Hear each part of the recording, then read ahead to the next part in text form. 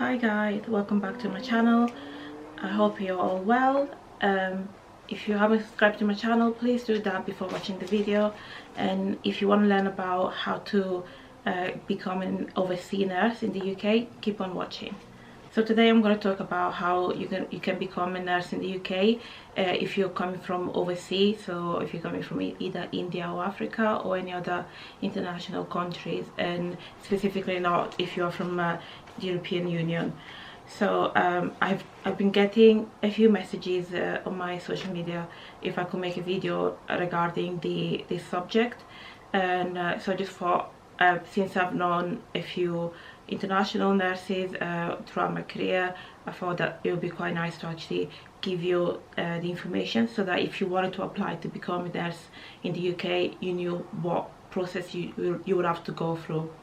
As I said, I've had the amazing opportunity to work with people from India as well as all over Africa throughout my career, so even when I was a student nurse. So I spoke to some of them and I've asked them if they could give me the information or provide me with the information of what they actually had to do before they were able to work here in the UK as a qualified nurse. So first, very important thing that you have to do before you can come in the UK as a qualified nurse and work as a qualified nurse, you have to be a registered nurse back in your country, whether this is from India, Africa, New Zealand, Australia, wherever you come from. You have to be registered as a fully qualified nurse. And also you need to have at least 1 year experience as a nurse back in your country before you can apply to get to work in the UK. Second point that is actually very important, you need to be able to speak English. You need to be able to demonstrate the ability to speak English, read and write fluently enough. And also you need to be able to have the capacity to communicate with patient and staff, as this is quite necessary. Well, it is very necessary when you come to the UK, because no one is going to be talking to you in any other language but English. The third thing that you need to do is to do a test. This is called either IELTS or the OET. I'm going to talk first about the IELTS, which stands for International English Language Testing System, and OET stands for Occupational English Test. IELTS and the OET are exam tests that are given to international nurses, and then you have to score, I think you have to go an overall score of 7 for you to be considered as pass. What I'll do, I'll try and put it up here, what a pass test looks like, what a fail test looks like, so for you guys to know what kind of scoring you require. It's up to you if you choose to do the IELTS or the OET. It's up to personal preference for people, but there are quite significant differences between the two. So the positive with the IELTS is that it's got different version, but you need to make sure that you do the version that is accepted by the NMC for you to be considered a nurse in the UK. The IELTS has 7 components, and each of them you have to score an overall of 7, preferably 7 or above. Anything below will not be accepted as a pass. While the OET has a grading score of ABC, and you need a minimum grade of B to pass, to consider that you've passed the exam. There is 2 tests for each of the exams, so whether you take the IELTS or the OET, there is 2 tests. So you take the first one, and then 6 months later you take the next one. So as I was saying, you're tested on your skill of reading, listening, writing, and speaking. What I'll do, I'll put the link below of where you can find the test, the link to actually access the test, both for the IELTS and the OET, and then you can click on my description box to find out the links. The fourth step that you need to do after you've done your exam and you get the result back to you, you can then apply for an agency, a UK agency that recruits nurses, international nurses, to the UK, into the NHS to work. I'll try and link some of the agency on my description box so that you can actually click on the link and see what this agency are about, and how they can support and help you during your application. But one of them is called Nursing Personnel, another one is known as Mayday Healthcare, and the third one, Ambition 24 Hours. I think those are the main one that people use, but there is a selection. It's up to you to choose which one you think it would be best for you. So now that you've joined the agency, you can then do another exam, which is called CBT. CBT stands for Computer-Based Training. Please do not confuse the CBT as the other CBT, which stands for Cognitive Behavioral Therapy, which is a totally different thing. So when you look for your CBT exam test, make sure you look for the one that says computer-based exam and not the Cognitive Behavioral Therapy, which are different. What a CBT test is a computerized multiple choice questions, which I believe it consists of about 120 questions, and you need to answer all of them, and you'll have 4 hours to complete the exam, as far as I'm aware.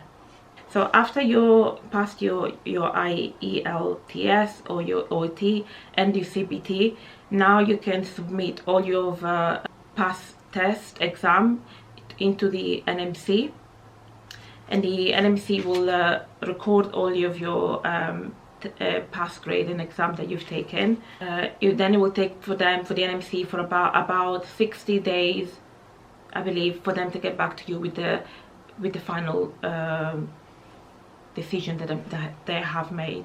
The decision usually comes in a letter to your address.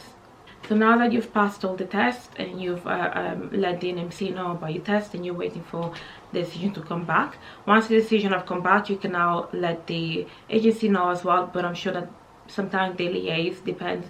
But if the agency doesn't know, let the agency know, the UK agency that will provide you with a job in the UK, let them know that the letter is come back with a hopefully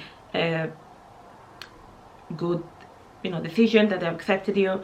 And from then the agency will be able to then find you a job in the UK, and then you'll be able to do the interview process, which is usually done through Skype. Once you've got the job now, make sure that the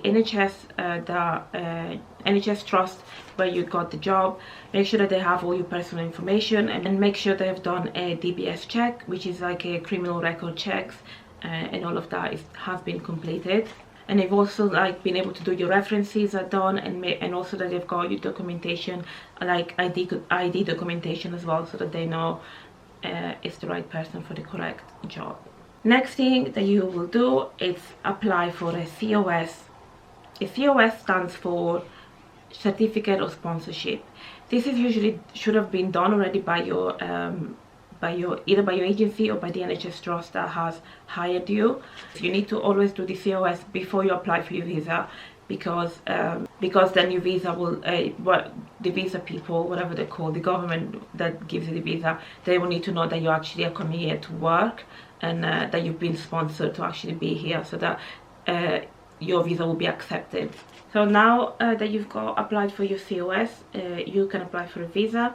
Make sure that when you apply for a visa, you apply for a tier 2 visa if you're a nurse from either India or Africa. I'm not sure if it's the same, if the same applies for New Zealand or Australia or any other country, but I will double check with your agency about your visa application if you are from, as I said, any other country apart from India or Africa. Usually and hopefully when you apply for the visa, this should be paid by your trust, NHS trust that hires you.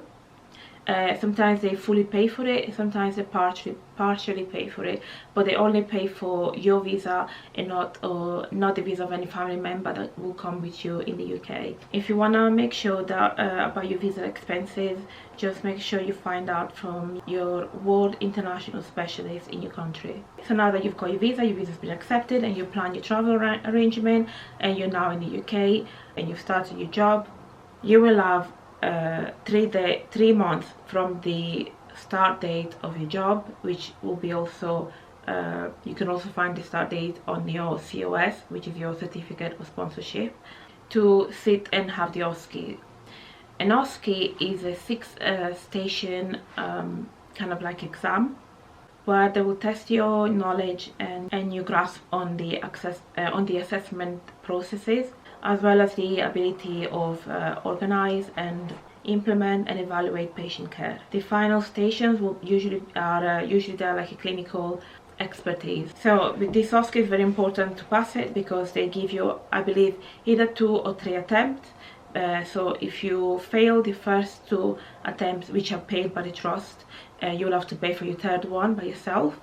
And if you do fail your final attempt, you will have to return back to your original country of origin, which is why usually your world specialist or whoever is like dealing with you, like your agency, will usually like strongly advise you not to bring any family members with you in the country until you have passed your OSCE.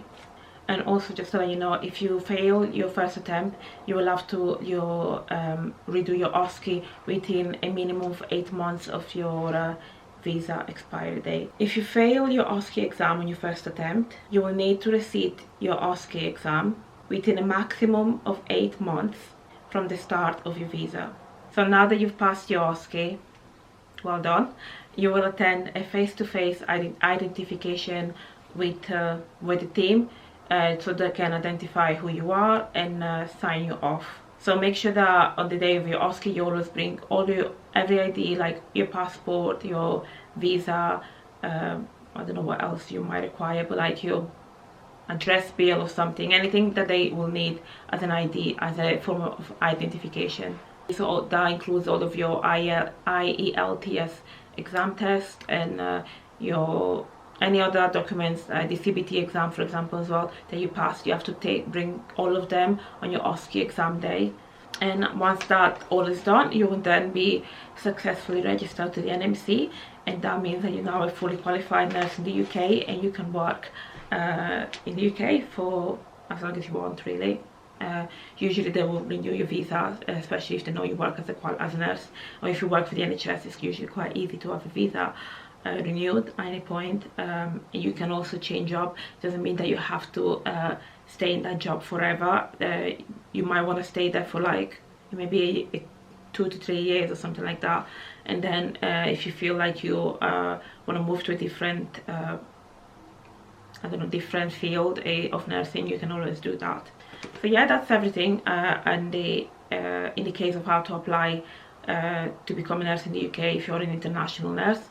And I hope this video has been helpful and I've given you enough information on what steps you might require to do, or you will require to do, to become a nurse in the UK, if that's what you plan to come to the UK. And if you guys have any more questions, please just comment down below. I will try and answer them as soon as I can. Don't forget to like, share and subscribe to my channel, as that would be extremely helpful, and share my view with any other of your friends that I was also interested in the same, in becoming a nurse. And yeah, that's everything for today, and I will see you guys soon. Bye.